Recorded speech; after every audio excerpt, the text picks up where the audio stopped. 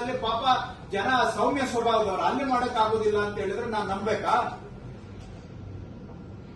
ಸುಮ್ಮನೆ ನೀವು ಈಗ ಸುಮ್ಮನೆ ನಾನು ಇನ್ನೇನಾದ್ರೂ ವಾಸ್ತು ಸತ್ಯ ಹೇಳ್ಬೇಕಾಗತ್ತೆ. ಸತ್ಯ ಹೇಳಿದ್ರೆ ನಿಮ್ಗೆ ಯಾರಿಗೂ ಇಡಿಸೋದಿಲ್ಲ.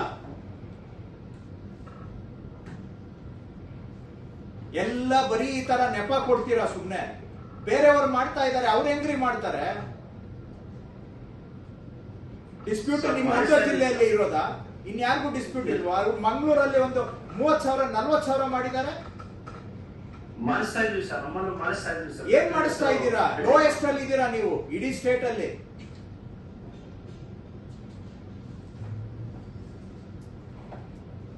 ಪ್ರತಿ ಮೀಟಿಂಗ್ ಅಲ್ಲಿ ಇದೇ ಕತೆ ಹೇಳ್ತೀರಿ. ಏನ್ ಡಿಸ್ಪ್ಯೂಟ್ ಇಡೀ ಕರ್ನಾಟಕದಲ್ಲಿ ಎಲ್ಲೂ ಇಲ್ಲ.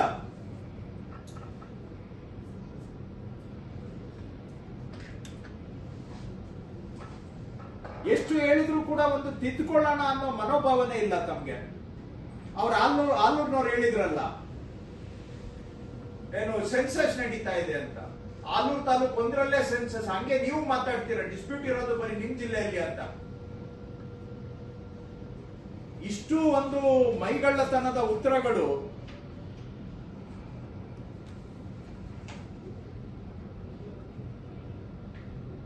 ಎಲ್ಲ ನೀವು ಹೇಳಿದ್ದು ಸಿಂಪ್ಲಿಫಿಕೇಶನ್ ಮಾಡಿಫಿಕೇಶನ್ ಮಾಡಿ ಕೊಟ್ಟರು ಕೂಡ ಮತ್ತೆ ಅದನ್ನೇ ಹೇಳ್ತೀರಾ OTP ಅಂತ.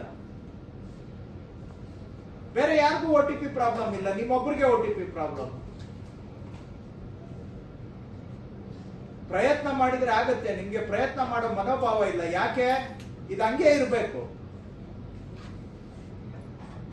ನೆಪಗಳು ಹೇಳ್ತೀರಲ್ಲ.